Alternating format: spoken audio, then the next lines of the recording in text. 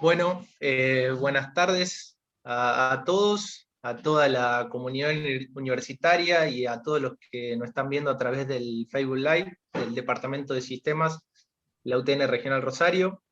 Y bueno, como todos saben, esta charla fue organizada por el área de vinculación tecnológica y por el Departamento de Ingeniería en Sistemas de Información, de la cual nos pareció un tema estratégico abordar y tratar como parte de la Facultad Regional Rosario.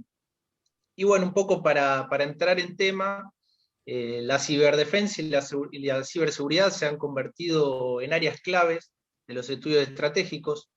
Su desarrollo actual coincide con el advenimiento de la sociedad de la información, las redes entre computadoras y fenómeno de Internet, cuya expansión ha afectado sensiblemente la vida cotidiana de los diversos actores en el mundo global. De hecho, su estudio se convierte en una tarea obligada para la conducción política estratégica de la defensa de las naciones. Para tratar estos temas estaremos con dos profesionales especialistas en esta área. Ambos pasaron por nuestra casa, por la querida Facultad Regional Rosario, nuestra Universidad Tecnológica. Y bueno, para hablar de uno de ellos, Néstor Serravalle es un profesional con más de 30 años de trayectoria en el mundo de la tecnología y los sistemas de información. En la actualidad es socio de BU Security, una empresa de ciberseguridad cuya visión es mejorar la calidad de vida de los ciudadanos y organizaciones, construyendo experiencias digitales seguras y sin fricción. Con anterioridad se desempeñó en organismos públicos como la Dirección Provincial de Informática de la Provincia de Santa Fe y en compañías como Unisys, HP, SAP y Microsoft.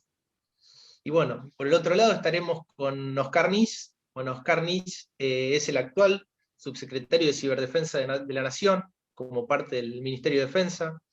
Fue director general de Ciberdefensa allá por el año 2015. Estuvo en el Comité Ejecutivo de CESI, que es la Cámara de Software y Servicio Informático de Argentina. Y entre 2011 y 2015 fue asesor TIC en la Cámara de Diputados de la Nación hasta el año 2013. Bueno, más que nada agradecerles la presencia a todos y le cedo la palabra al director de Departamento de Ingeniería en Sistemas, Eduardo Omar. Muchas gracias. Gracias, Juan. Bueno, yo nuevamente quiero agradecerles a ustedes dos por haberse prestado tan amablemente a esta charla. Hubiera sido muy lindo, muy agradable poder tenerlos en Rosario, en nuestra casa. Era una idea primigenia del año pasado, pero bueno, las condiciones no se han dado. Además de agradecerles, la verdad que se siente un orgullo que dos personas salidas de nuestra regional y de nuestra universidad estén ocupando los lugares que ocupan y tengan la relevancia que tienen en el quehacer de nuestro país, ¿no? Así que yo les doy la bienvenida, aunque sea virtual, les agradezco que estén. Nos ponemos desde Rosario y desde el departamento a disposición para lo que ustedes necesiten y en lo que lo podemos ayudar. Y bueno, ahora quedamos a la espera de sus enseñanzas, sus explicaciones, de que nos transmitan sus experiencias.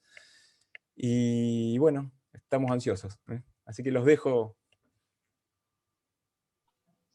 Bueno, mil gracias, Eduardo. La verdad que para mí siempre es un honor y un placer compartir con la UTN, que es mi casa, como ustedes lo mencionaron, y con Rosario, que para mí es un lugar muy especial en mi vida. Yo pasé varios años de mi vida en Rosario, así que es un lugar al que quiero mucho. A ver, el tema de hoy es un tema que creo que despierta mucho interés por el momento y por el futuro de este tema. Así que voy a compartir una pequeña presentación con el objetivo de que, digamos, podamos tener una guía en la charla, pero la verdad que la intención es nada más que transmitir algunos pensamientos, algunas guías que nosotros estamos utilizando para la actividad cotidiana en lo que es ciberseguridad, y en una parte específica de la ciberseguridad, que es la identidad digital, el manejo seguro de las interacciones en el mundo digital y la prevención del fraude, utilizando herramientas de inteligencia artificial. Eso es lo que hacemos nosotros. Y después seguramente Oscar va a entrar en su tema, digamos, que es el más orientado a lo que es ciberdefensa y soberanía. Así que, digamos, sin más, a ver, la identidad digital nosotros entendemos que es un derecho que habilita a su vez derechos.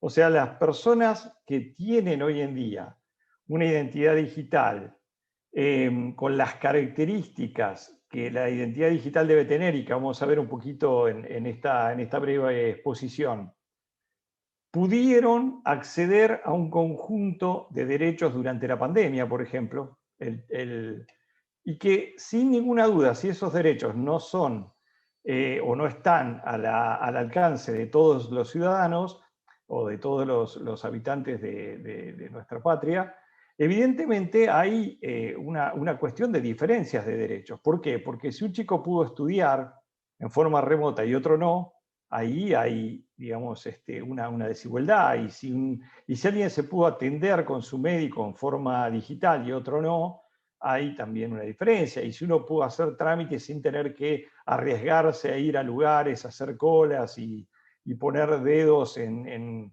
un lector de huella, por ejemplo, contra el que no lo hizo, hay una diferencia. Entonces, hoy entendemos que la identidad digital es un derecho de todos los habitantes de nuestro país, pero por el otro lado es un derecho que a su vez habilita un conjunto de derechos. ¿Y cuáles son los desafíos que hoy tenemos o que hoy vemos más importantes en la identidad digital? El primero y más importante es el robo de identidades y la violación de privacidad. La forma bastante desaprensiva con que nosotros manejamos nuestra identidad digital, muy probablemente por una falta de información, por una falta de exposición de todo lo que implica hoy en día que nos roben nuestra identidad o que nos creen una identidad apócrifa utilizando nuestros datos, es un tema que, digamos, se vuelve absolutamente necesario trabajar a nivel de comunidad, porque cuando una persona pierde su identidad digital, cuando un hacker roba los datos de una persona y utiliza esos datos para entrar en sus cuentas, para, digamos, hacer compras con sus tarjetas, para generar, en definitiva, una identidad de alguien que no existe, pero que tiene nuestros datos y que los puede utilizar para muchísimas cosas. Y cuando uno se pone a pensar en esto, y digamos, teniendo en cuenta la situación en la que estamos hoy, empieza a pensar que la identidad digital se puede transformar y se transformó en una cuestión de soberanía. ¿Y por qué se transformó en una cuestión de soberanía?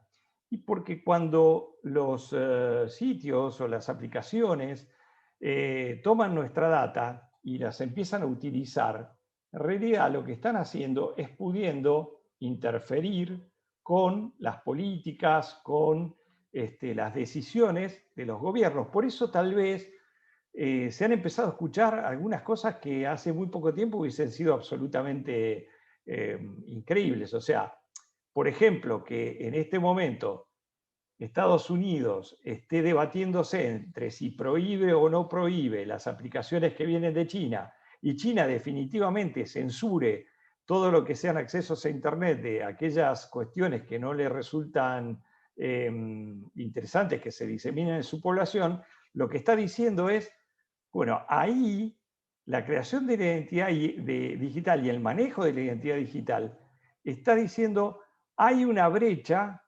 que se empieza a abrir en los países de cómo sus ciudadanos son identificados y la información de sus ciudadanos es utilizada mucho más allá de las propias fronteras del país. Adicionalmente,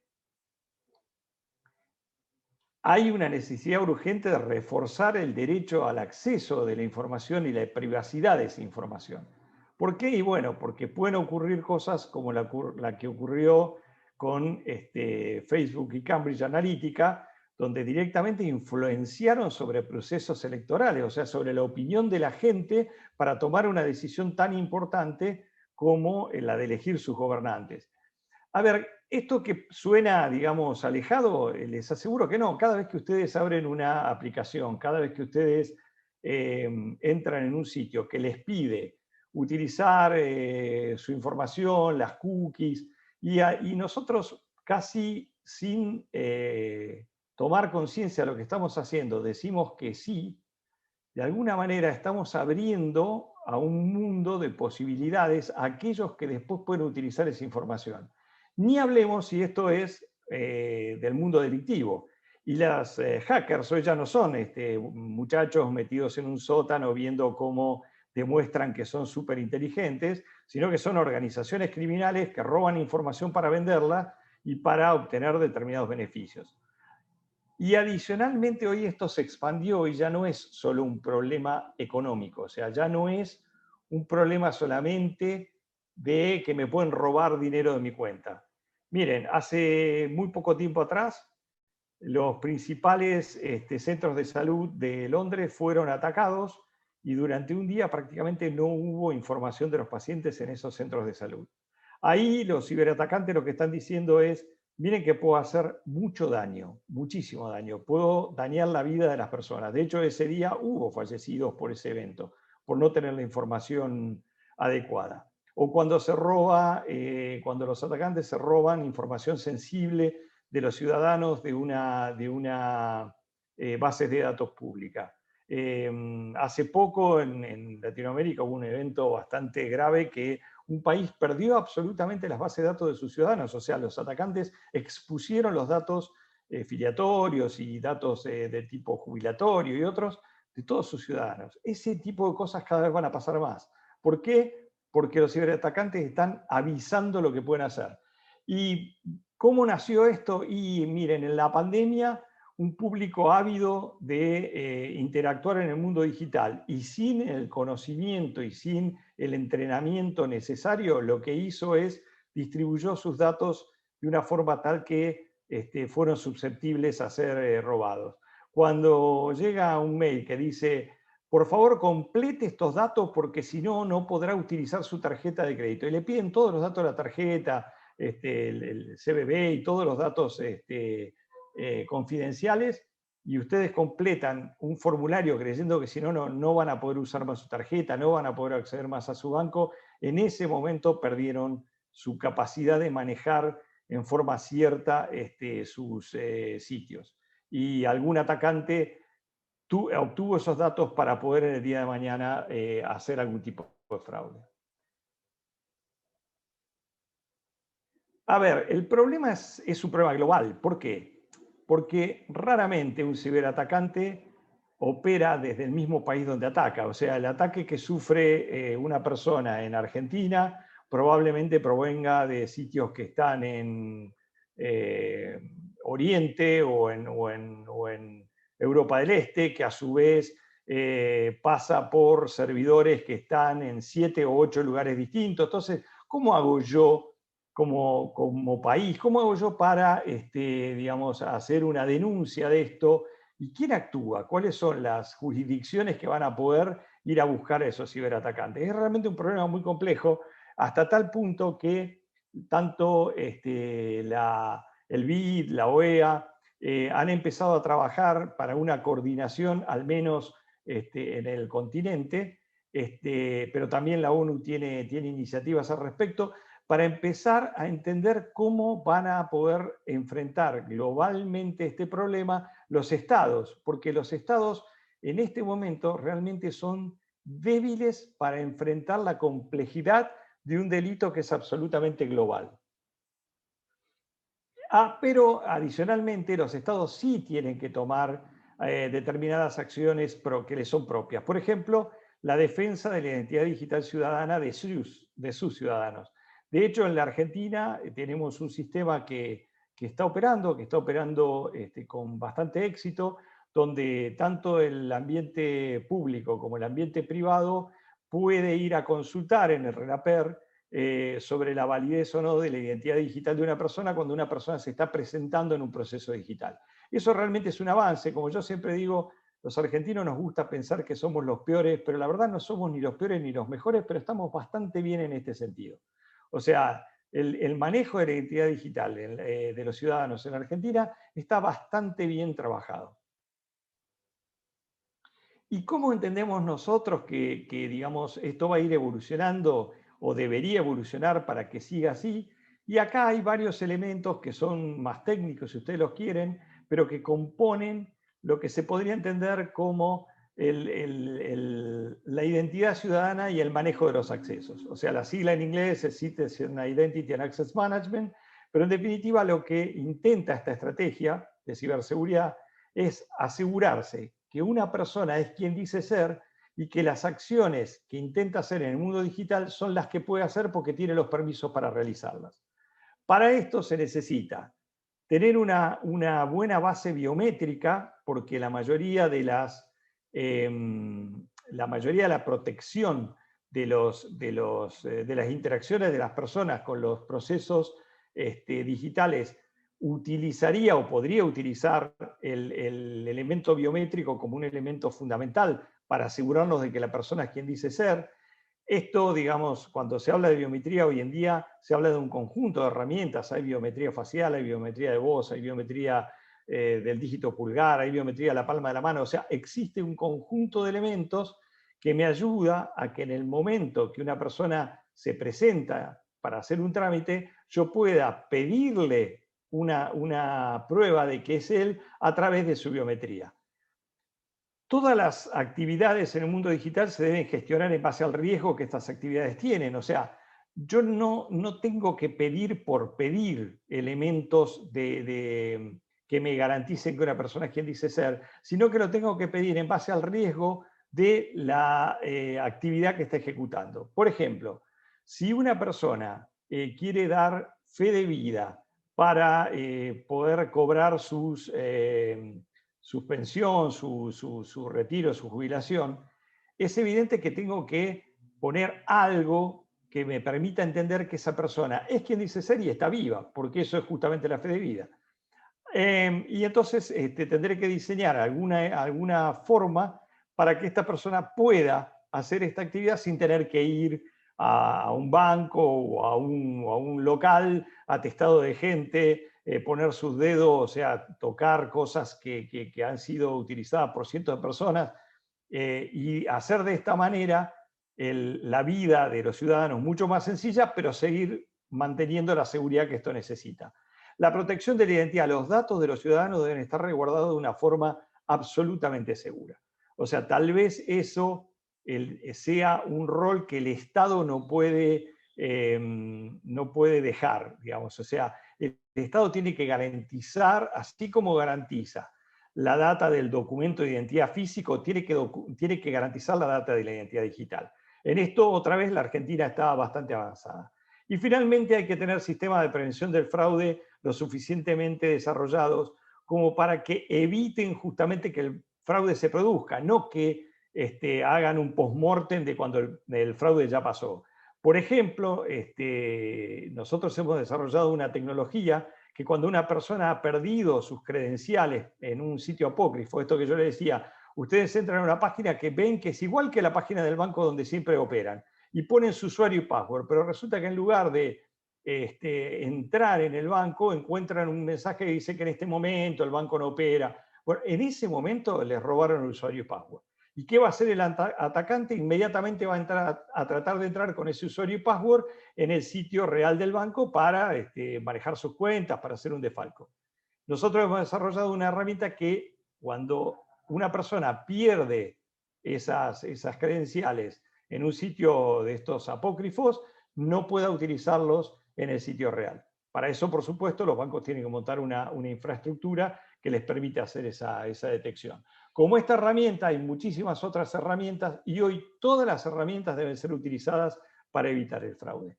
No solo el fraude, como vuelvo a repetir, no es solo un problema del fraude económico. Imagínense que hoy la credencial digital ciudadana necesita mínimamente, como para hacer segura su creación, necesita de su documento de identidad, o sea, de la foto, del anverso y reverso de su documento de identidad, o en el futuro próximo será el acceso al documento digital.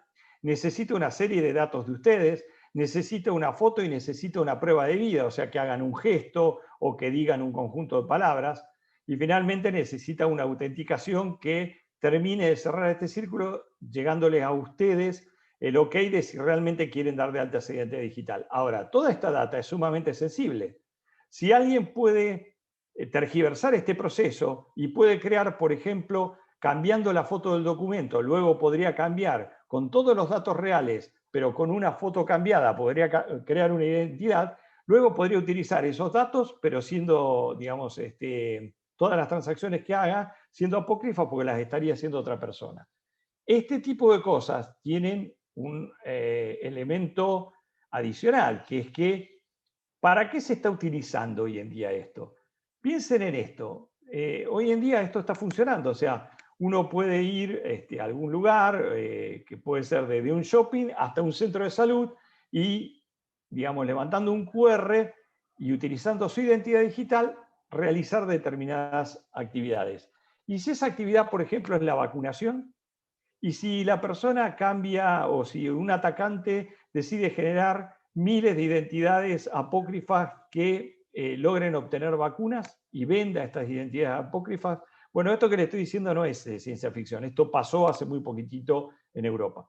Entonces, es necesario garantizar esto. Y el Estado en esto tiene, la verdad, un rol muy importante. Si bien no en todos los países los estados están interactuando fuertemente en el campo de la identidad digital, yo estoy convencido de que esto es prioridad y potestad de los estados, ¿no? No digo proveer todos los procesos, sino proveer, cuando un proceso pregunta si una persona es quien dice, una identidad digital es quien dice ser, proveer algunos elementos que permitan solidificar esa creación de una identidad digital. Al final de cuentas, acuérdense que dentro de muy poco tiempo la reputación digital de las personas le va a permitir o no acceder a determinados bienes y servicios. Entonces, si alguien se robó la identidad digital de otro, la persona que ha sido robada va a sufrir porque su reputación va a ser mala. Y esa mala reputación la va a dejar afuera de conseguir un crédito, de poder comprar un determinado servicio o inclusive de poder recibir atención médica. Esto es realmente una cuestión que se está desarrollando y que va a ser de mucha, mucha gravedad en el futuro, si no es bien manejada. Ahora, al mismo tiempo, esto tiene una enorme oportunidad para la Argentina y sobre todo para los miembros de la comunidad de la Universidad Tecnológica, que es que el mundo está necesitando 3 millones de empleos en ciberseguridad. No se pueden cubrir 3 millones de empleos en este momento. Entonces, yo la verdad que los desafío digamos, les hago un llamado a todos los profesionales, a todos los estudiantes o a las personas que les interese el tema de la ciberseguridad, a que se acerquen de todas las maneras que puedan al tema de ciberseguridad, porque hay un universo de empleos bien pagos, de alta calidad, a ser cubiertos en un mundo que cada día necesita más de este tipo de profesionales. Imagínense que lo que iba a pasar en los próximos 3 años pasó en los últimos 6 meses, con lo cual hoy la necesidad es muy superior a la capacidad que había instalada en cuanto a cantidad de recursos para atender el problema. Así que bueno, yo aquí los dejo y le doy, aquí tienen mi mail, por favor, cualquier duda, cualquier consulta, cualquier cosa que quieran consultarme o simplemente intercambiar opiniones, estoy a su entera disposición. Y ya lo dejo a Oscar para que tome una parte que yo creo que es sumamente crítica y de la cual él es un especialista. Gracias. Bueno, gracias Néstor. No sé si Juan o alguien de la UTN intervendrá, si no arranco directamente yo. Voy a compartir también una pantalla de una presentación que no va a ser tan entretenida como la de Néstor, pero aquí está. Ante todo, gracias por la oportunidad de charlar con gente, con la comunidad de la UTN. La verdad que voy a usar las mismas palabras de Néstor. La verdad, que para mí es un gusto, siempre consideré la UTN como un segundo hogar y bueno, ahí pasé algunos años de mi juventud y creo que siempre recordamos una de las épocas más lindas para todos, creo que son los años de la universidad, así que es una alegría poder charlar con ustedes. Y gracias también por la oportunidad de compartir la charla esta con Néstor y con la gente de BU Security, que la verdad que es una de las empresas, y ya ha pasado la charla, pero es una de las empresas de ciberseguridad más interesantes de acá del país, por lo menos, y también de la región. Yo los conocí allá en el 2014, 2015, cuando estaba también acá en el Ministerio de Defensa, como director de ciberdefensa, y ellos venían con propuestas ya muy interesantes, y la verdad que han tenido un crecimiento formidable. No sé en lo comercial, en lo económico, seguramente que sí también, pero seguro que puedo afirmar que en lo técnico lo han tenido. La verdad que es una empresa digna y es una pyme nacional. La verdad que es un orgullo, Néstor, y toda la gente de BU. Bueno, les voy a comentar un poco, y voy a tratar de hacerlo en 10, 15 minutos, rápidamente, estos temas que tienen que ver con la ciberdefensa y la soberanía, que bien anticipaba Néstor ya, ¿no? De algunos deberes del Estado, como son la protección de los datos, el resguardo de la información, y sobre todo el resguardo de la información soberana, ¿no? De eso estamos hablando, en particular. Porque acá hay un tema de resguardo de información que le compete a cada empresa por cuestiones comerciales y por cuestiones también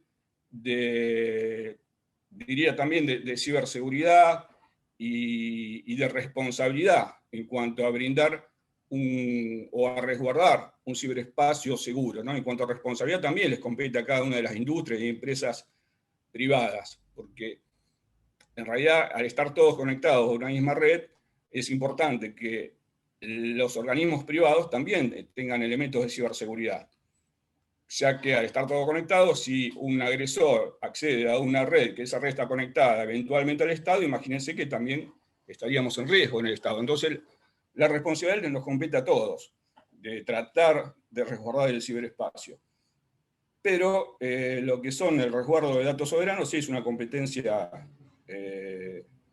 particular del Estado.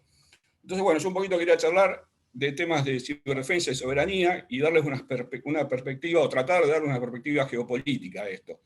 Para lo cual les voy a contar un poquito, vamos a hablar del marco conceptual de la ciberdefensa y del ciberespacio, algo de cibergeografía, como dice ahí, soberanía, y ahí ya casi que no creo que lleguemos al tema de ciberoperaciones, amenazas, agresores y casos, no sé si vamos a llegar, pero si no, dejaremos para otra charla. Acá hay un tema que es muy importante, que es la falta de definiciones conceptuales claras y consensuadas, como dice ahí, ¿no? A nivel internacional, sobre todo. O sea, no hay una definición taxativa de qué es el ciberespacio y de qué es casi todo lo que comienza con el prefijo ciber. Hay países para los cuales la ciberseguridad es lo mismo que la ciberdefensa. Hay países que conciben por ejemplo, que definen ciberembajadas de modo particular. O sea, en esto del mundo ciber hay una gran falta de definición conceptual. Y esa falta de definición conceptual consensuada lleva a que haya un vacío, una falta de normativa, sobre todo en el plano internacional. Lo hay en el nacional también, en casi todos los países, pero sobre todo en el internacional. No hay un acuerdo consensuado. Y esto es lo que se discute hoy en ámbitos, como mencionaba Néstor recién, en OEA, por ejemplo, y también y sobre todo en Naciones Unidas.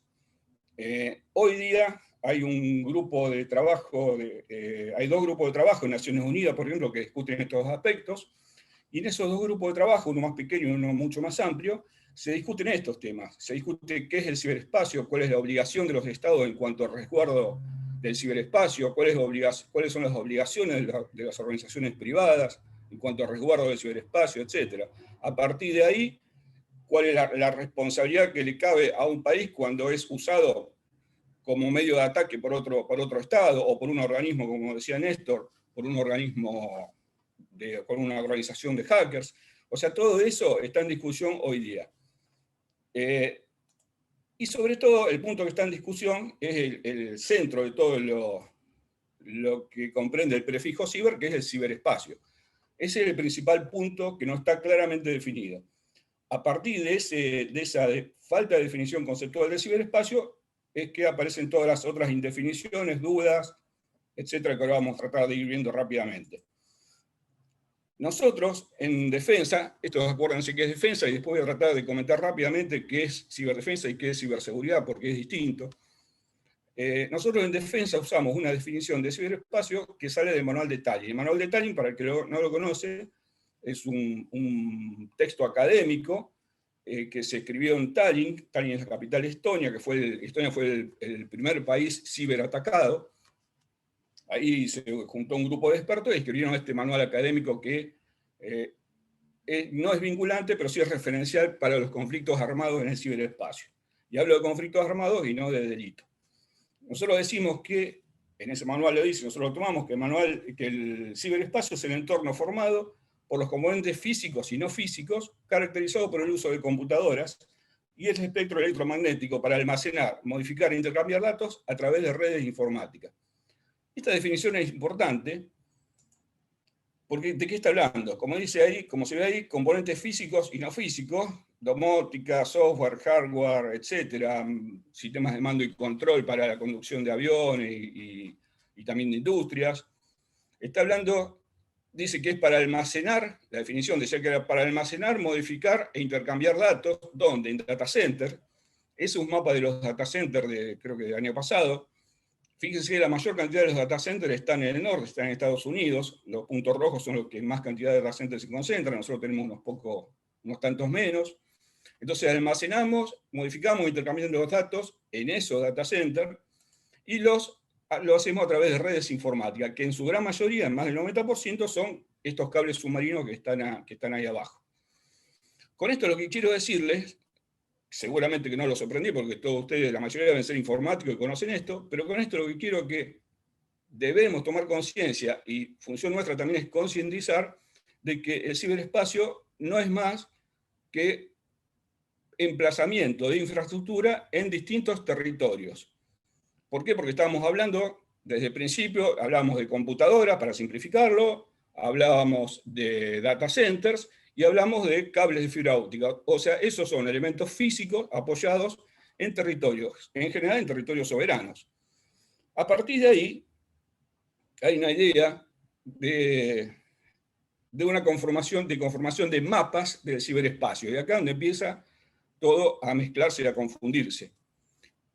Y nace un concepto de la cibergeografía, que está vinculado a cibergeografía, o definido como cibergeografía, que se presenta, como dice ahí, se presenta como el estudio de la naturaleza espacial de las actuales redes de comunicación, que es lo que les mostré recién, los espacios existentes entre las terminales, o sea, entre las computadoras, o endpoint. Con eso se pretende armar una cartografía del ciberespacio, de esta Internet global. A partir de ahí, tengamos en cuenta, como pongo ahí en esa plaquita, que la cartografía, así como pasó un momento, como dice ahí, que se presentó como un mecanismo de poder y dominio, otrora, ¿no?, que otorgó información clave para la toma de decisiones políticas y económicas de los soberanos en un mundo primigenio de un Estado moderno, ¿no? En un momento determinado, la cartografía se usaba como elemento de poder, cuando se dibujaban todos los mapitas, concretamente, ¿no? Hoy día está pasando una cosa similar con esta definición cartográfica del ciberespacio. La cibercartografía, lo que se llama cibercartografía, es, como dice ahí, es la representación cartográfica del ciberespacio, armado con dos tipos de mapas distintos. Uno son los mapas topológicos y otro los de despliegue. Los mapas, como dice ahí, los topológicos son los que presentan las conexiones lineales del espacio, que es la parte más abstracta, ahora vamos a ir rápidamente ahí. Y los mapas denominados de despliegue son los que presentan la distribución de los activos físicos sobre la geografía, que son los que yo les mostraba, son dispositivos, son data centers y son cables. Toda esta cartografía, fíjense, este es un cibermapa, donde estamos hablando del primer tipo de cartografía, donde, por ejemplo, estamos diciendo, si se alcanza a ver, que Buenos Aires limita con Bolivia, con Lima, y fíjense acá mucho más cerca, limita con Chicago, con Boston, etc. Y está muy lejos, mucho más lejos de Costa Rica, Jamaica, fíjense Paraguay donde está. O sea, con esto con todo esto del ciberespacio y de las comunicaciones se arma un concepto espacial que responde a necesidades geopolíticas, ¿no? O que está vinculado a necesidades geopolíticas, bien digo. Acá hay una frase que me gusta destacar de Bucay que dice: visto desde una perspectiva geográfica, se podría experimentar cierto tipo de preocupación al presenciar la gran cantidad de opiniones que desde diferentes sectores mencionan la falta de relevancia que puede tener el espacio geográfico en el contexto de las actuales tecnologías digitales. La falta de relevancia que puede tener el espacio geográfico en el contexto de las actuales tecnologías digitales. ¿Por qué? Porque hay una construcción de concepto de que el ciberespacio es algo absolutamente etéreo, universal, que no hay fronteras, que no hay límites, que no hay distancias, y eso no es cierto realmente.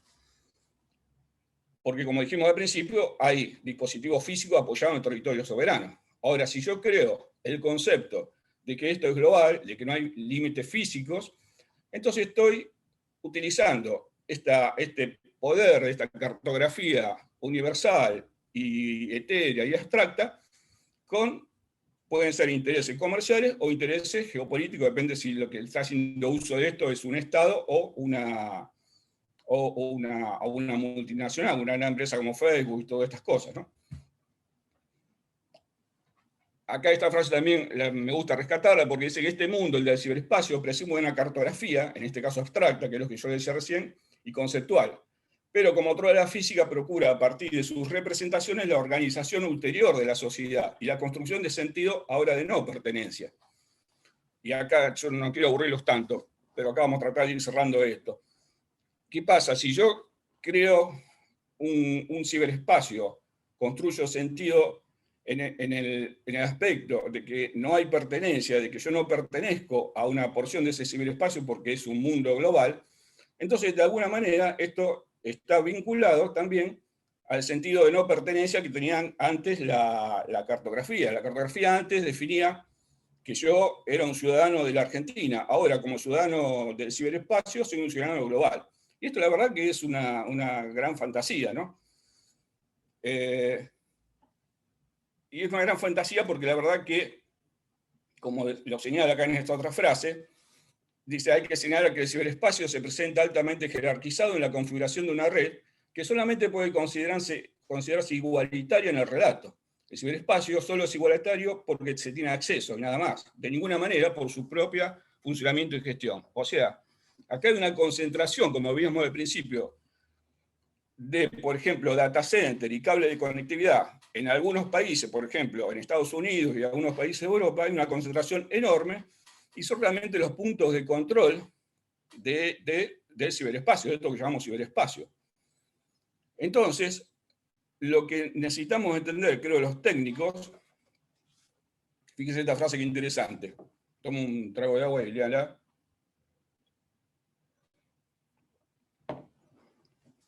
Dice que la red sin centro es un simple mito porque el colonialismo basado en el ancho de banda de las comunicaciones existe, que es lo que acabo de decirles, ¿no? El resultado de la prueba muestra no solo un centro, sino varios que configuran el ciberespacio llamados puntos de control. Y la prueba a la que refiere Bucay es un trace route nomás que hacía de un punto a otro y con eso configuraba ese mapa que yo les mostraba al principio.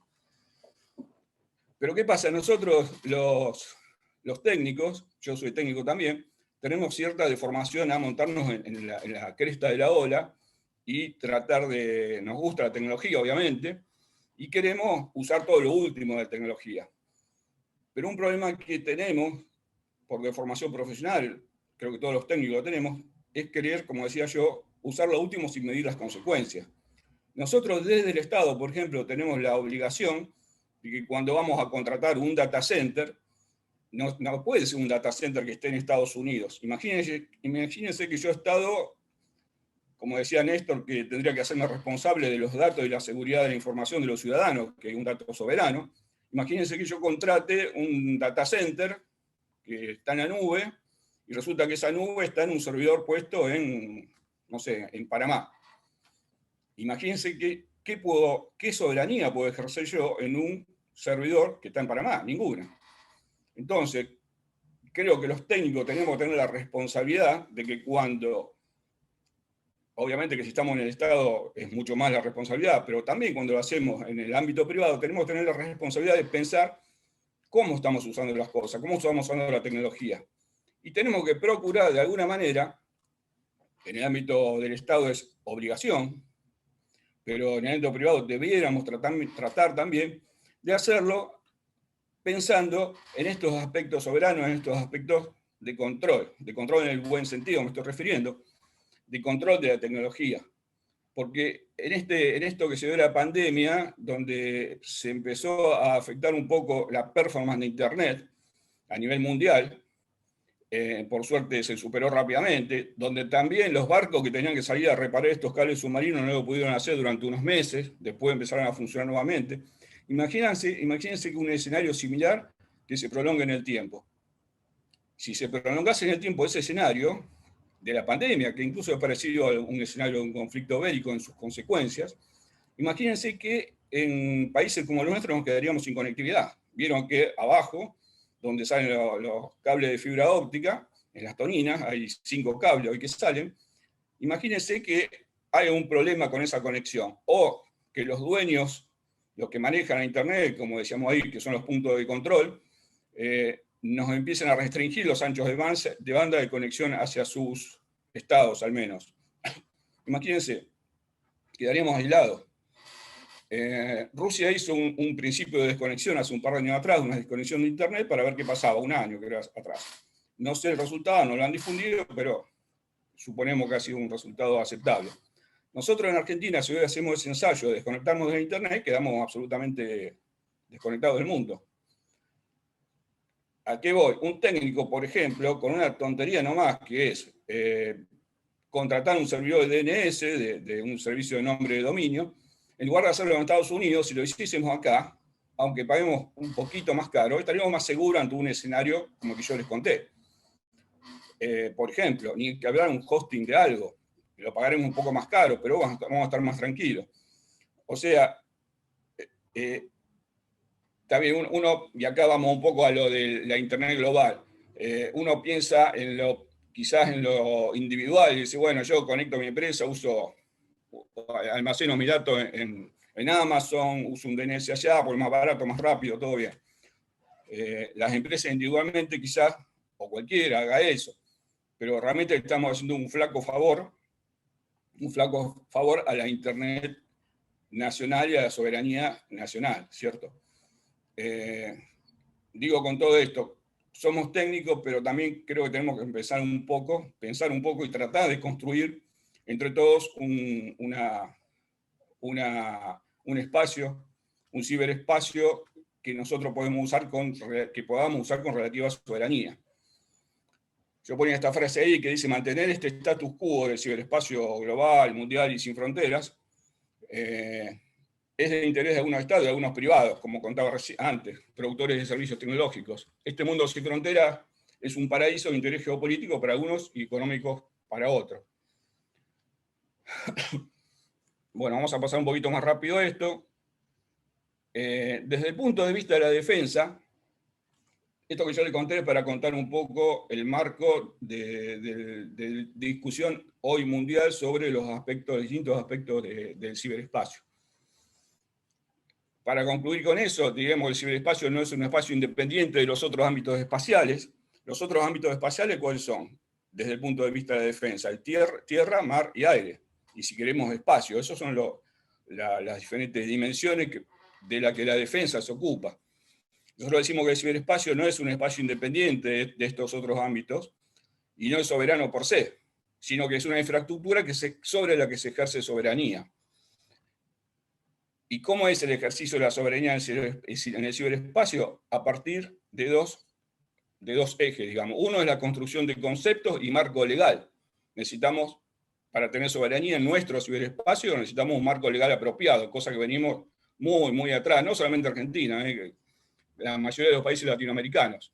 Necesitamos un marco legal adecuado para que, por ejemplo, ordene el tema de los servidores, de dónde una empresa que es una infraestructura crítica, por ejemplo, una empresa generadora de energía, una entidad financiera importante, que son supuestas infraestructuras críticas, digo supuestas porque todavía no están definidas aquí, deben alojar sus datos en data centers que estén en el territorio nacional, por todo esto que yo les contaba, por ejemplo. Bueno, eso es parte de un marco legal. Que una empresa como esta que yo le contaba, infraestructuras críticas, tenga resguardo de ciberseguridad y proteja los datos que están alojando y proteja los enlaces que está usando, es también parte de eso a partir de un marco legal, a partir de una exigencia del Estado. Entonces, para construir soberanía en el ciberespacio necesitamos marco legal y tecnología. ¿Qué tecnología? Obviamente. Estoy hablando de firewall, estoy hablando de servidores, de software, de equipos de identificación, como todo lo que produce, por ejemplo, BU o todo lo que montó Néstor. Eso es la tecnología que necesitamos para hacer un uso soberano de nuestra porción de ciberespacio. En definitiva, necesitamos mayor rigor analítico en torno a la relación entre el Estado y el ciberespacio. Ese mayor rigor analítico es el que nos va a permitir generar normativa, concientizar a los técnicos, concientizar a las empresas, concientizar a los investigadores, en todo esto que vengo hablando, de pensar en soberanía cuando uno está trabajando en temas tecnológicos, ¿no? Ya sea en investigación, en producción de software, en hardware, etc. Por último, voy a dejar para otra charla lo que son las ofensas en el ciberespacio y tipología de ofensas y todo ese tipo de cosas. Contarles que la ciberdefensa, para diferenciarlo de ciberseguridad, la ciberdefensa no es la defensa militar del ciberespacio, sino la defensa del ciberespacio de interés militar, enmarcada en nuestras leyes de defensa y normativas vigentes.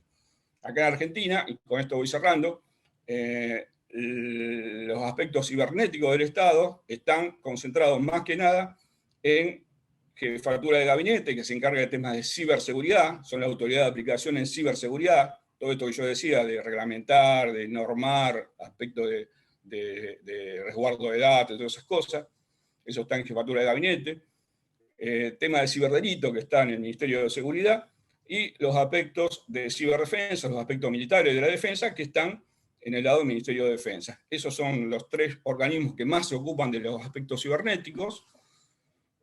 Defensa se ocupa más de todo lo que tenga que ver con la soberanía, todo lo que es la defensa de la soberanía, que es el rol de las Fuerzas Armadas, ¿no? De ahí podemos extrapolar lo que es la ciberdefensa. Y estos tres organismos, estamos reunidos en una mesa que es la Mesa Nacional de Ciberseguridad, la Comisión Nacional de Ciberseguridad. Este año va a haber una nueva estrategia de ciberseguridad, la última fue el 2017, este año va a haber una nueva, estamos trabajando en eso, que va a emanar de estos tres organismos, más Cancillería, más otros organismos invitados. La Argentina necesita esa estrategia nacional de ciberseguridad y a partir de ahí pienso que van a venir las normativas que yo decía que hacen falta, ¿no? Bueno, y con eso no quiero robarle más tiempo, creo que ya me recontra excedí. Espero no haberlos aburrido demasiado, por ahí fui un poco confuso en algunos aspectos de la charla, pero bueno, si necesitan que los aclare, con mucho gusto. No, excelente, excelente, gracias a los dos. Yo quería hacerle una pregunta a cada uno para incomodarlos un poco, a ver qué pasa. Oscar, me impactó mucho cuando vos mostraste esos mapitas donde se veía el concepto de ciberespacio y donde cómo cambia todo, ¿no? Porque son mapas diferentes que nos dan vuelta a la cabeza. Es como que nos vamos a un grado de abstracción que no lo teníamos en nuestros estudios de nivel primario y secundario, ¿no? Y mi pregunta sería, ¿qué opinas vos sobre la necesidad de definir una soberanía no nacional, sino regional? Pero la pregunta es más complicada. ¿Cómo definiríamos una soberanía regional? Porque lo primero que se nos viene a la cabeza es un mapa de la región, ¿no? Ahí va la pregunta, no sé si podrás ayudarnos con eso. Sí, Eduardo, yo creo que hay que tratar de todo esto que yo te decía de la construcción de conceptos de ciberespacio, no es azaroso. Todo esto que yo conté no es azaroso, hay una construcción de concepto importante para llevarnos a esa idea de ese ciberespacio absolutamente inasequible, abstracto, incontrolable casi, ¿no? Pero yo creo que hay que bajar el nivel de abstracción de todo eso, nosotros como técnicos sobre todo, y empezar a pensar lo que verdaderamente es el ciberespacio, que es lo que yo conté. Entonces, lo que vos me preguntás, yo creo que es fundamental, obviamente que es fundamental. Así como es fundamental la soberanía nacional en el ciberespacio en estos aspectos, también es fundamental la región, sobre todo el cono sur, ¿no? Que en eso había algunos avances, en 2014 ahora hay algunos otros, alguna fibra óptica, ¿viste? Un anillo que junte todo. Pero lo que voy, yo creo que nosotros tenemos que pensar la posibilidad de configurar la Internet, porque no es más que eso, como una LAN. Pensemos en una red de área local, una LAN en Argentina, digamos. No digo al estilo de China, donde sale toda esa LAN, sale a través de un firewall y ahí hay un control en el mal sentido. Pero sí pensar en una especie de, que en definitiva es eso, pensemos en una red local en Argentina, con varias salidas, no con una, como tiene China, digo, con varias salidas. Tenemos varias en Astonina, tenemos una en el Chaco ahora, y Fernández, el presidente, estuvo de visita en Chile y empezaron a hablar de una salida por Chile también, ¿no? De fibra óptica y que va a ir por todo el Pacífico. Entonces tenemos que empezar a pensar en eso, en una LAN que nos dé soberanía, en una Internet argentina, una Internet regional que nos dé soberanía. ¿Y qué quiere decir que nos dé soberanía? Que si por algún motivo nos desconectamos, sigamos funcionando, sigamos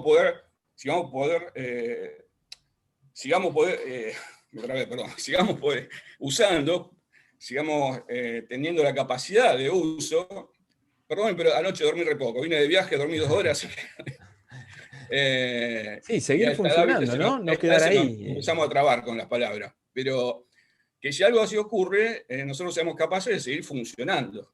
Nuestras organizaciones básicas del Estado sigan funcionando, que la finanza, la banca siga funcionando, las infraestructuras críticas sigan funcionando. Todo eso lo vamos a lograr cuando tengamos bien configurada la red.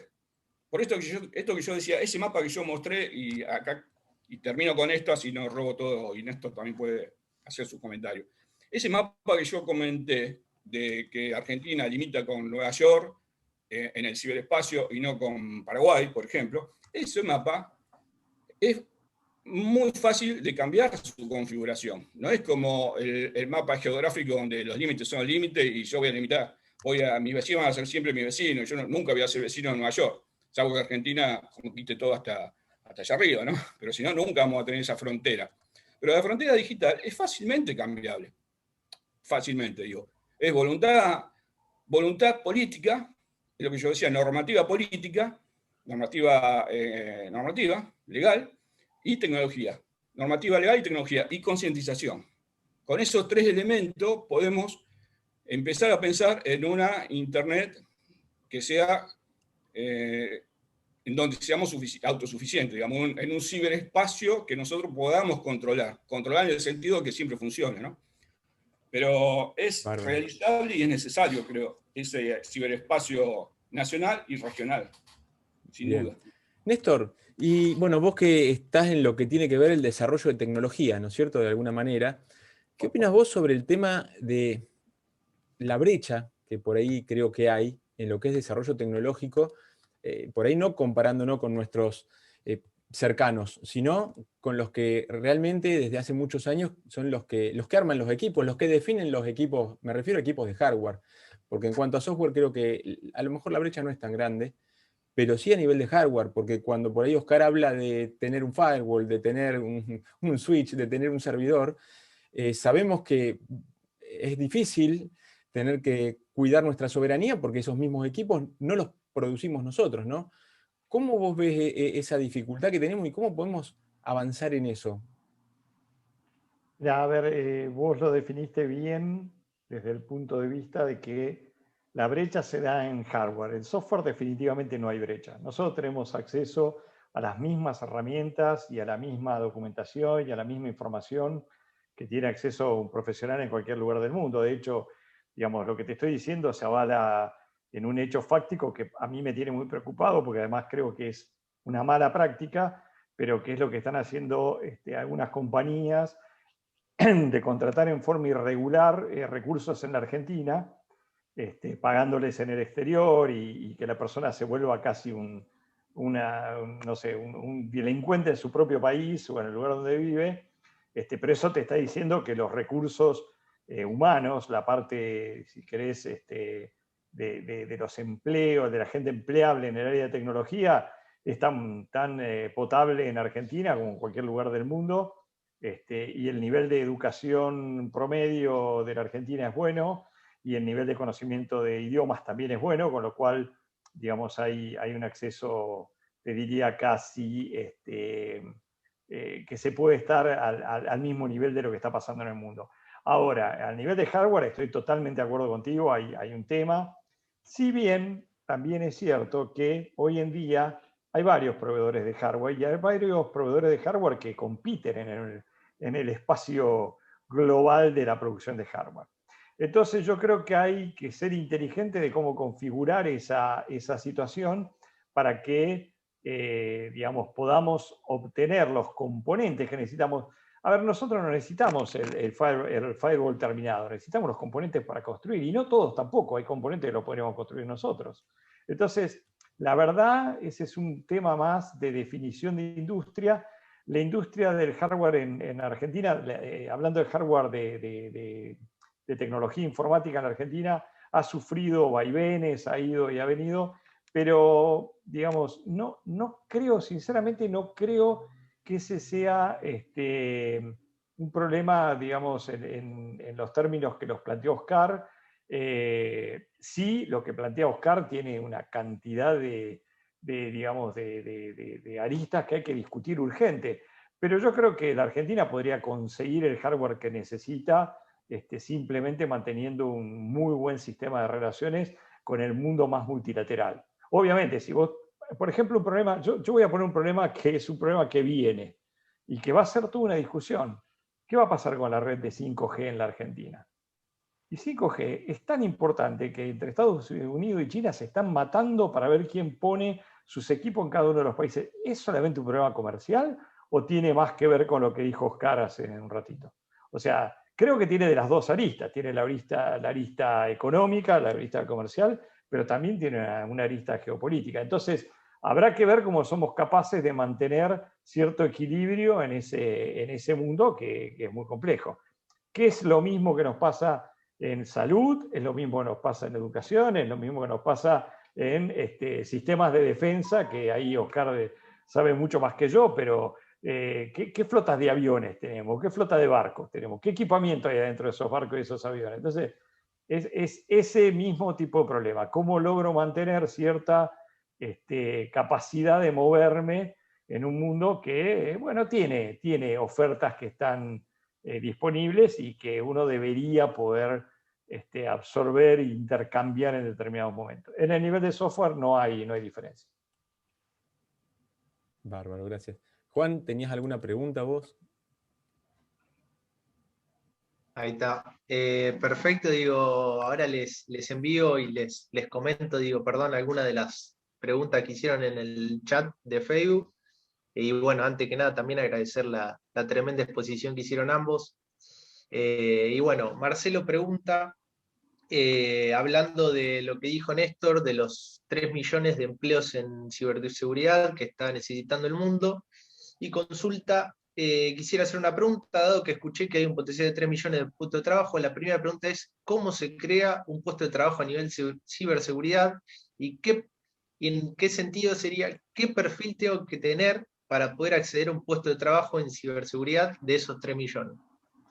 A ver, ciberseguridad es un concepto súper amplio, así como recién Oscar explicaba lo de ciberdefensa, que me resultó muy gráfico. Ciberseguridad es digamos, una palabra que engloba un abanico de cuestiones. Nosotros nos dedicamos específicamente a 2 o 3, más específicamente a 3 de los elementos que interactúan dentro de la ciberseguridad, pero hay muchos más. La verdad que perfiles que hoy se están pidiendo, hay desde perfiles de un conocimiento técnico ultra avanzado, como puede ser un ingeniero que sea capaz de trabajar modelos matemáticos para la detección de comportamiento, por ejemplo, para analizar tu imagen en este momento y saber si estás cansado o no. Ese sería un nivel de especialización muy alto. Generalmente ese tipo de trabajos está destinado a la gente que se ha dedicado fuertemente a la matemática, a la física. Pero también hay empleos muchísimo más asequibles, digamos, por personas con tal vez menos capacitación formal. Y por ejemplo, mira, se me viene a la cabeza, hoy en día yo conozco gente que trabaja en usabilidad, o sea, en cómo se deben elaborar los procesos informáticos para que la gente los pueda utilizar fácilmente. Y en general son chicos jóvenes que han nacido en la era digital y que han pasado muchas horas jugando juegos de computación. ¿Por qué? Porque han aprendido dónde tiene que estar la crucecita, dónde tiene que estar el botón, dónde tiene que estar la llamada de alerta. Y eso hoy se ha vuelto una disciplina y emplea este tipo de recursos que si vos me decís, ¿y cuál es su formación académica? Tal vez no tenga mucho que ver, pero sí tienen naturalmente una capacidad que pueden después desarrollar. Obviamente después sí tienen que desarrollar formalmente esos conocimientos, pero la formación esa absolutamente informal, justamente de base, es absolutamente necesaria. Y después están todos los procesos, que la verdad hay una gran cantidad de perfiles con conocimientos administrativos, legales, con conocimientos de publicidad, con conocimientos de análisis de mercado, que hoy están consiguiendo trabajo en estos puestos. No tiene mucho que ver, el concepto no tiene mucho que ver con alguien que se dedica a la seguridad. Tiene que ver con alguien que es capaz de trabajar en estos procesos que terminan llevando a hacer que el espacio digital, los procesos digitales sean más seguros. Perfecto, muy clarísimo, Néstor, y muchísimas gracias. Ahora, otra de las preguntas que quería hacer, hago dos, digo, una para Oscar y otra que, bueno, me la conteste alguno de los dos. Y bueno, una es, Oscar, en tu tarea como subsecretario de Ciberdefensa, si existió alguna oportunidad donde se tuvo que lidiar con algún ciberataque, si es que, digo, o si existieron varios, cuál fue el más importante, digo, si es que se puede contar. ¿O cuántos hubo En ayer? Preguntale, mejor dicho, más que si hubo alguno. Por eso. Y otra de las preguntas es, perdón, y bueno, Oscar, vos nombraste que necesitamos un marco legal y tecnología. ¿Cómo estamos hoy parados con el tema de tecnología? Un poco mirándolo cronológicamente, cómo se fue avanzando en ello como parte del Ministerio de Defensa. Y bueno, la última, digo, si la recuerdan, Martín pregunta cómo se plantea la defensa de la soberanía en el ciberespacio cuando el objetivo de los ataques son empresas privadas como la reciente SolarWinds, o por ejemplo un ataque focalizado en empresas distribuidoras de energía privada, pudiendo apagar en el sentido literal sectores claves del país, o generando apagones al introducir modificaciones en las protecciones de, por ejemplo, estaciones transformadoras, generando un efecto cascada. Ahí hice un conjunto de preguntas. Oscar, agarrás la primera y yo después colaboro un poquito con la última, que tengo una visión un poquito global de eso. Bueno, ¿cuál era la primera, Juan? Tirame la primera palabra y ya arranco, pero no me acuerdo. La primera es como como subsecretario de Ciberdefensa, si existió alguna oportunidad. Sí, los ataques son permanentes, como decía Eduardo, son de todos los días. Si bien nuestra competencia, nuestra jurisdicción, como yo dije al principio, es defensa. Nosotros somos ciberdefensa, entonces lo que nos tenemos que preocupar, es cuando se atacan, cuando son agredidas infraestructura de nuestra jurisdicción.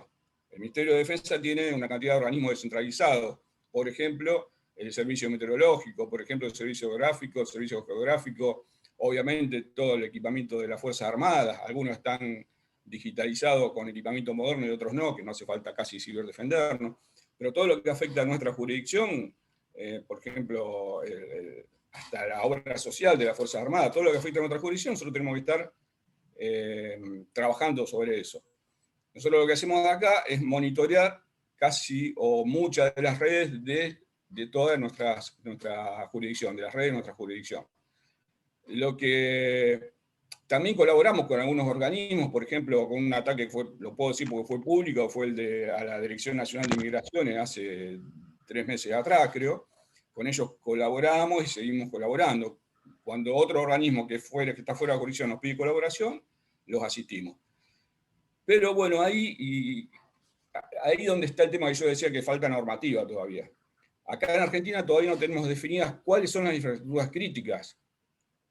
Sí tenemos los renglones, decimos, bueno, sabemos que infraestructuras críticas son empresas productoras de energía, sabemos que son finanzas, por ejemplo, ¿no? Obviamente la Administración Pública Nacional, pero no las tenemos con nombre y apellido, no sabemos cuáles son las empresas generadoras de energía que nos interesa, no sabemos cuáles son los bancos, las entidades financieras que nos interesan, que son infraestructuras críticas.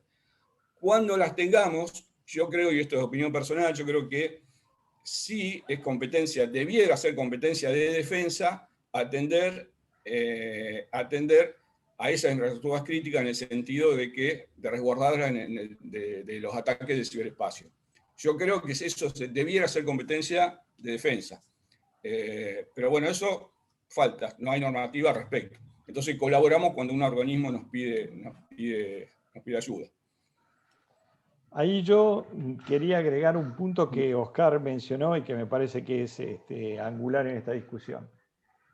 Cuando se ha perdido bastante el concepto de el perímetro de defender, porque el problema es que hoy en día, antes era muy fácil, el perímetro de un banco era su sistema que estaba en un data center que era del banco y su red que estaba contenida en el mismo banco, o sea, los únicos que accedían a la red eran los empleados del banco, la información estaba resguardada en un sótano o en un altillo, pues generalmente ahí estaban los centros de cómputo, pero en definitiva era bastante fácil resguardar el perímetro. Pero hoy en día, cuando el perímetro es difícil de definir porque las entradas y las salidas a Internet, todos los bancos tienen home banking, todos los bancos tienen interacción con otras entidades, todos los bancos tienen interacción con sistemas de pagos. Entonces, ¿cuál es el perímetro del sistema financiero? Es difícil de definir. O sea, ustedes podrían encontrar una empresa que es bastante poco visible que tenga una interacción directa con los bancos y sin embargo la tiene. Puede ser puede ser Rappi. ¿Por qué? Y porque Rappi está conectado de alguna manera a un sistema de pago. El sistema de pago a su vez está conectado al sistema de intercambio de pago. El sistema de intercambio de pago está conectado a los bancos. Entonces, la verdad que defender el perímetro es muy difícil. ¿Qué esfuerzo o qué está haciendo fuertemente las empresas privadas? Y justamente tratando de defender su perímetro en la medida que lo puede y defender las entidades digitales, las identidades digitales de quienes interactúan con sus sistemas, ya sea sus empleados, ya sea sus socios, ya sea el público en general. Entonces, yo creo que ahí hay un esfuerzo que tiene que ser mancomunado entre el Estado y el sector privado, justamente un poco lo que decía Oscar, el Estado asegurando cierta infraestructura básica para que las empresas que sean críticas puedan seguir funcionando y esas empresas críticas haciendo la inversión necesaria para que las identidades digitales que operan dentro de esos sistemas estén aseguradas. Porque la mayoría de las intromisiones se hacen desde identidades digitales afectadas, robadas. Y miren, les cuento una anécdota súper cortita, pero para que se den cuenta. El director de un banco muy importante, que era el responsable del comercio exterior de ese banco, un día a las 11 de la mañana, cerca de mediodía, se siente mal y va al médico. Entonces, hay un sistema para el intercambio de grandes sumas de dinero entre las entidades financieras que se llama SWIFT, y el sistema SWIFT, en una época, la terminal de SWIFT estaba encerrada en una caja de madera, literalmente con un candado, y había un responsable de abrir ese mueble para que el operador de SWIFT hiciera una transacción. Pero eso fue hace muchos años atrás. La transformación digital lo que hizo es que primero hubiese terminales de SWIFT distribuidas en la red del banco y después que SWIFT se pudiera operar desde Internet. Este señor que se sintió mal y se fue al médico recibe un mensaje que le dice que tiene que aprobar una transacción de SWIFT porque si no el cliente va a perder muchísimo dinero y el banco se va a ver afectado. Y entonces el señor mira en su teléfono el monto de la transacción y realmente le da cierto temor y le pregunta a la secretaria del estudio clínico, del despacho clínico donde él estaba, le pregunta si ella tiene internet y si le podría prestar la máquina. Y la chica le dice que sí, por supuesto. ¿Tipo qué hace? Entra, usuario y password, su usuario y password, entra a la aplicación de Swift, mira la transacción, dice que está bien, la aprueba y sale. Esa máquina estaba atacada, andá a saber de cuánto tiempo atrás, porque los hackers no es que atacan. ¿Por qué se llama phishing el sistema? Porque en realidad pescan, tiran millones de anzuelos al río, al mar. Y entonces esa máquina estaba atacada. Cuando el ciberatacante hace inteligencia sobre lo que tiene hackeado y ve un usuario cuyo mail, la última parte, era el nombre de un banco importante, y habiendo obtenido las credenciales porque la máquina estaba atacada, empieza a trabajar en la institución financiera. Bueno, fin de la historia. Esa institución un día perdió muchos dólares. No le vamos a poner un número porque son números que normalmente ninguna institución va a dar. Pero perdió muchos dólares en transacciones que fueron operadas por los hackers, transacciones de SWIFT operadas por los hackers. Pero no solo eso, porque la entrada que le dio esa persona le permitió a los hackers atacar muchas otras cosas. Y realmente hicieron un desastre. Y ese banco prácticamente tuvo que parar la operación durante un par de días. Eso en la industria financiera, es mortal en pérdida de credibilidad de los clientes. Ahora, pasó todo porque un tipo se sintió mal y fue al médico. Y se le ocurrió la mala idea de pedirle a la secretaria que le permitiera utilizar la computadora. Fíjense cómo es el grado de interrelación entre todos estos elementos que están hoy en día fluctuando. Y cómo esto de que el perímetro es muy difícil de defender es una cuestión que tenemos que resolver, porque si no, la verdad que vamos a estar muy expuestos. Bueno, muchas gracias, Néstor. Y si hay un tiempito, hacemos una última. No sé cómo están de tiempo tanto Oscar como Néstor. Sé que tienen sus tareas, una agenda bastante estrecha, pero si hay un tiempito, hacemos la última. Dale, Juan, dale. Martín pregunta para cualquiera de los dos, ¿de qué manera se podría reducir la brecha digital sin necesidad de perjudicar la economía nacional? En el sentido de producir bienes propios para reducir la brecha, eso ocasionaría mucha demanda, lo que equivaldría a un aumento de precio nacional de dichos productos que se necesitan. ¿Qué otras maneras hay para reducir dicha brecha sin necesidad de afectar ese aspecto económico nacional? Y bueno, y después Héctor Carletti, también docente de nuestra casa, agradece a los dos egresados de la UTN Regional Rosario, dando una clase magistral, orgullo de nuestra regional. Bueno, gracias. Yo contesto un poquito y después, Néstor, si querés agregar vos, que por ahí que está en el ámbito privado, tenés más claro algunas cosas, ¿no? Pero sí, cuando yo hablaba también del ciberespacio, que necesitamos esa porción del ciberespacio nacional, que necesitamos garantizarla y todo eso, y cuando hablaba de que los técnicos tenemos esa formación profesional de buscar lo último de la hora, no me refería obviamente, a descartar todo y volver a hace 15 años atrás en tecnología, en absoluto, ¿no? Creo que la dependencia tecnológica existe. Casi todos los países tenemos dependencia tecnológica uno de otro, hay una interdependencia en el sentido en la industria y en los estados. Lo que sí necesitamos, sobre todo en aspectos de ciberseguridad y ciberdefensa, visto desde el lado del Estado, por lo menos, sí necesitamos que alguno de los componentes de los paquetes que tenemos para ejercer la ciberdefensa, alguno de esos paquetes sea de tecnología nacional. Porque si todos los paquetes los compramos afuera, nosotros vamos a estar absolutamente dependiendo de todos, y desde el punto de vista de la defensa, digamos, sería como tener una base militar extranjera dentro de nuestras fuerzas. Entonces lo que necesitamos es que al menos uno de los paquetes de los que usamos, uno de los paquetes sea tecnología nacional. Y en eso tenemos que trabajar, y en eso la industria nacional, como la empresa, como BU Security y todas las empresas que hay de ciberseguridad, en eso tendríamos que abocarnos, tendríamos que armar algún grupo de trabajo y empezar a pensar en desarrollar algunos pequeños productos para meterlos en el medio, para insertarlos en la tecnología que estamos comprando, para tener un control. Yo creo que es posible, como decía Néstor, hacen falta recursos humanos en ciberseguridad, como decía Néstor, también es amplísimo.